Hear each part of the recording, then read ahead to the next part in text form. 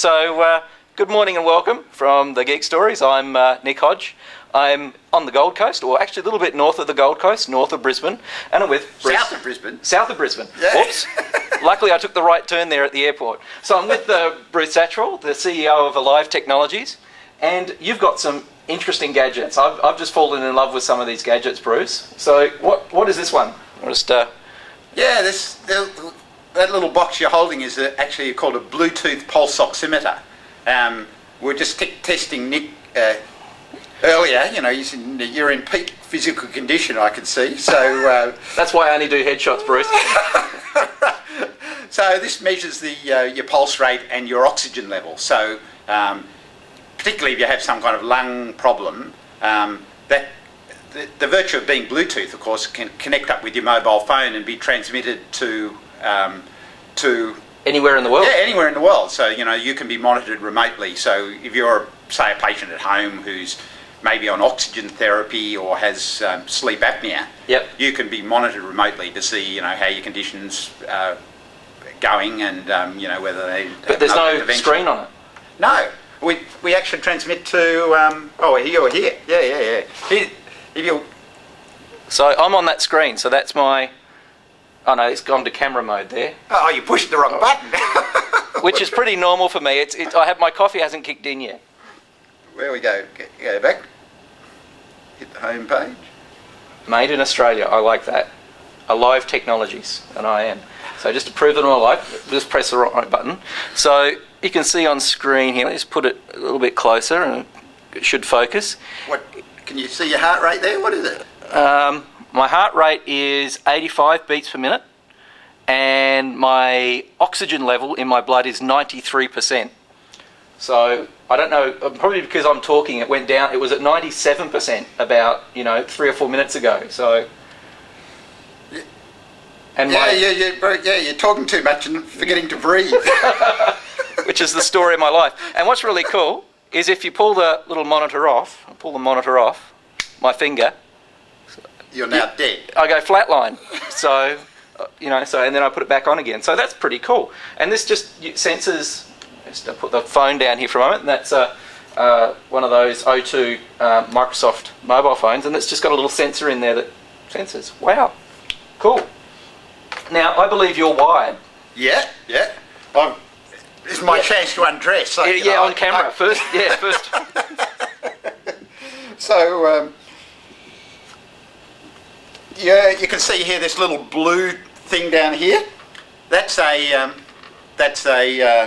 wireless Bluetooth heart and activity monitor, and it's doing two things. I don't know if you can see this little kind of blue and white circles here. They're the little sensors that are detecting my heartbeat, my ECG, and in addition to that, there's actually what we call a triaxial accelerometer. It can measure my body movement and body position in 3 axes. So that can be used to measure not only how many steps I'm taking, how far I've gone during the day, but also it's very useful to see your overall behaviour in terms of how long do you spend during the day sitting down, walking around, exercising, sleeping. Whatever you do during the day or night, it can be monitored. And that can be either logged locally or transmitted over the mobile network. So where we have used it is, for instance, for a very common problem in kind of older people is sleep apnea, where they basically can stop breathing up to 100 times a night. And normally you go to a sleep clinic here in Australia. If they suspect you've got sleep apnea or have problems, they tend to put you in a sleep clinic. You've got to go sleep somewhere else. It's not your own bed. Oh, exactly. You don't sleep well at all. No. And in fact, we have used the system, the pulse oximeter and the heart monitor on children because, it's very stressful for them to go to a sleep clinic. It's often impossible. They just, they're so traumatised by the whole thing. And what there's so many people out there with potentially with sleep apnea that the sleep clinics really can't deal with the load. No, they can't deal with the load. Yep. And it's such a disruptive thing to have to go to the sleep clinic. So this is one of the side effects of sleep apnea, apart from the low oxygen levels, is snoring, which brings its own sort of social problems as well. Yeah, exactly. And sleep apnea leads to a lot of other problems, high blood pressure, heart obesity. failure. Yeah, exactly. So it's a very underdiagnosed problem. And in fact, the monitor I'm wearing here we have really two distinct kinds of applications. One is for medical conditions, and the other big problem out there, apart from general heart disease, there's a condition called atrial fibrillation, which is where just the top of your heart, which is the atrium, stops beating regularly. It starts fibrillating, just quivering.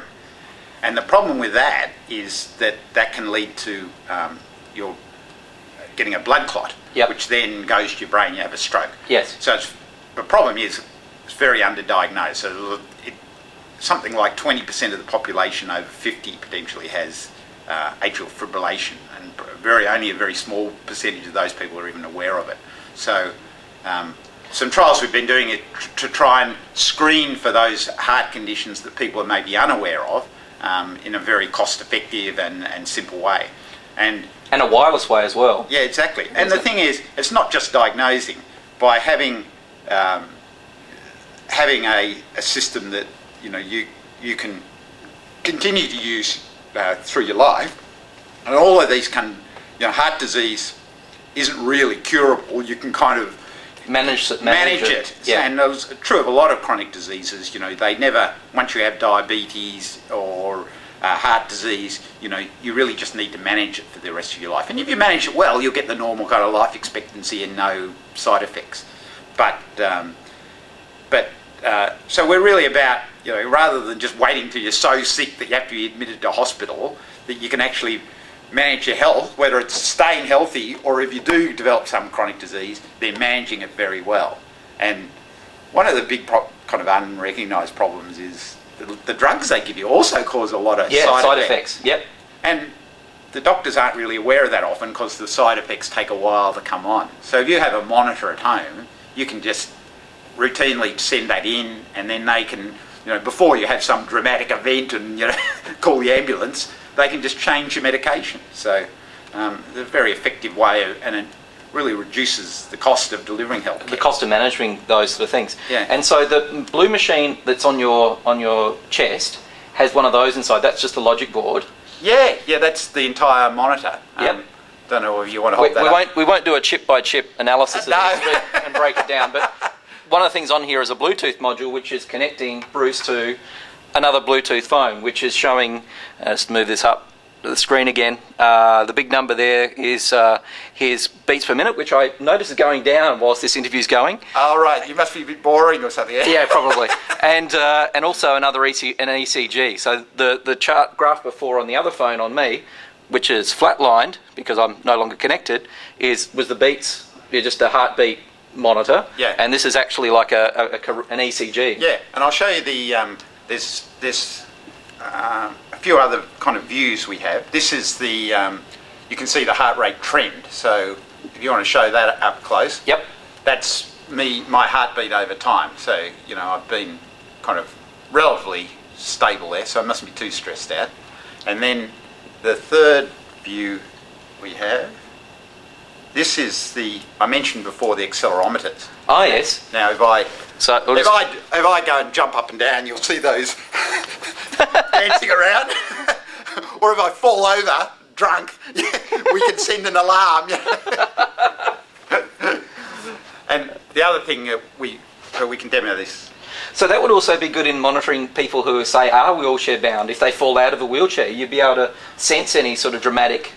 Yeah, and in fact we are doing a trial just now. There's a centre in Brisbane called the eHealth Research Centre, which is the biggest kind of eHealth research group probably in the Southern Hemisphere. It's a joint venture between CSIRO, which is the Australian Research Organisation, and the Queensland Health.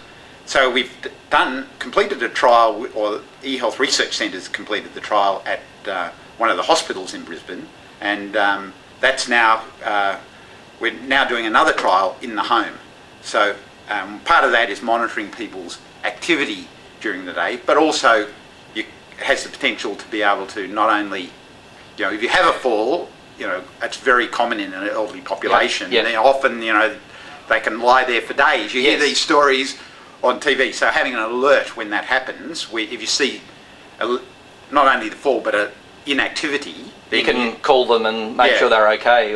But the other, which is very interesting, the other thing you can do using the accelerometer data is actually monitor their behaviour, because when they start to feel a bit out of sorts, you'll notice that they're not walking around as much. They're or if they're agitated, they'll be sitting up and down. And or going to the bathroom a lot. So it's a very useful long-term way of just monitoring someone's well-being, just by monitoring their movement patterns, really. And a sports geek, if you're a sports geek, you like climbing, or you like running, or doing things that maybe not so much managing a health problem, but actually enjoying life.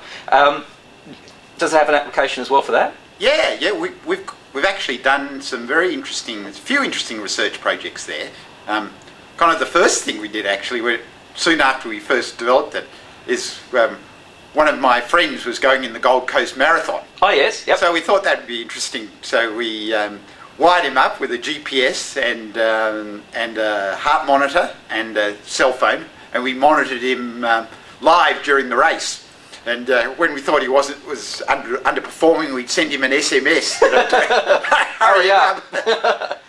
We can show you later the replay. Well, let's just can we have a look at the screen, because I think you can put that mapping data on a map. Yeah. I'll just pop the camera out here. Okay, so what are we seeing here, Bruce? This is actually someone we're monitoring. This is up actually in Brisbane, and we've got at the top. You'll see this person's ECG. Right. I'll just put it, and then these traces where I've got the mouse. This is his heart rate trend. So you see he's resting. He's going. He's must be a bit. He's going about 100 beats a minute. So he's doing a bit of exercise there. I'll put it on, and then the second trace we have is his speed. So I'll just fast forward it to give you a kind of an instant replay. So he'll move along a bit quicker. I'll zoom in a bit here, so we can see a bit more clearly. Oh yeah. So this is Microsoft Virtual Earth. This is the golf course just on the north side of Brisbane there, near the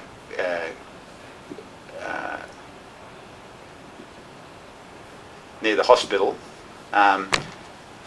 So at that speed, he'll be probably heading to the hospital quite soon. Yeah. This is a replay, like I said. So you see his heart rate trend here. As he's moved along, his heart rate's increased up to about 200 beats a minute. So he's pretty stressed out here. You'll see his speed here.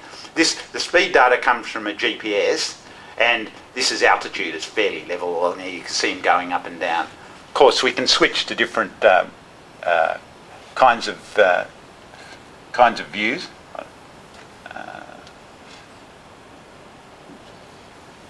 It's a road map. So, as well as the satellite view, we can also have a street level view, again using the Virtual Earth. And of course, the beauty of Virtual Earth is really, this system can be used anywhere on Earth, and you can have tracking.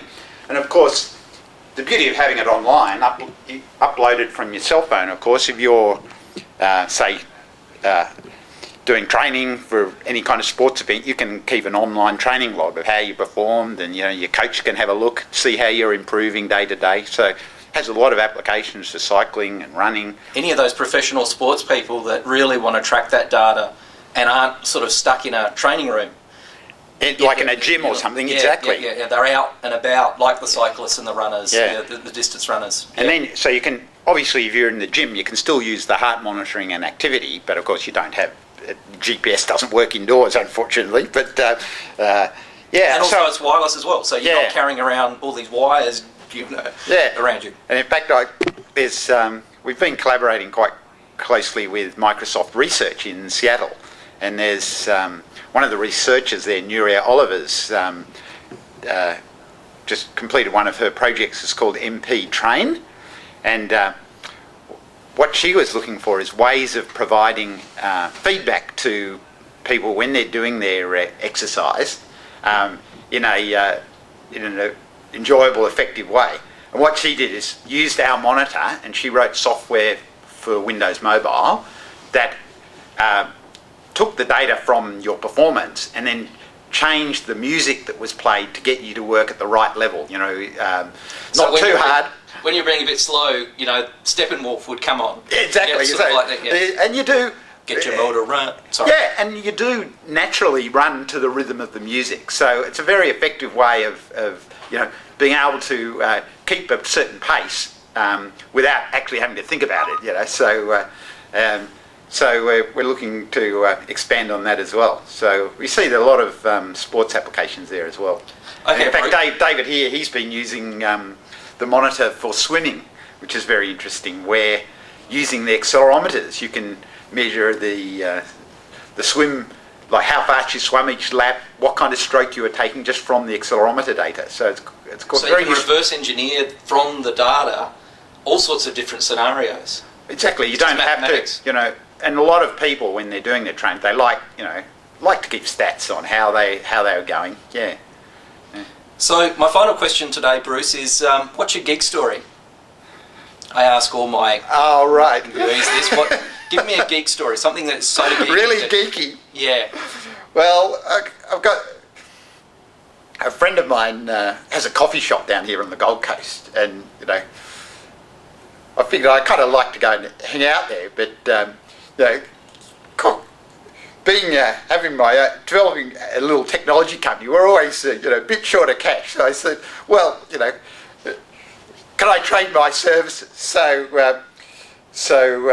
this little coffee shop, it's a good coffee shop, I'll give it a plug, Bumbles in Service Paradise, and we actually have for hot tip for geeks who happen to be on the Gold Coast, we have a free hotspot at Bumbles, and in fact I got my friend Kate put it in just so I could use it, but certainly all viewers are very welcome to go down there and get a download of their email.